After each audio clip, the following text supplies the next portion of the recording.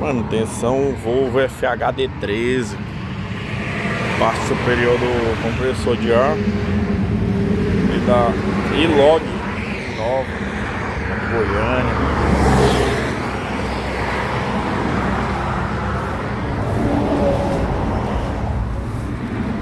Aqui também válvula PU instalar agora e vedação da saída do turbo, né? Foi motor.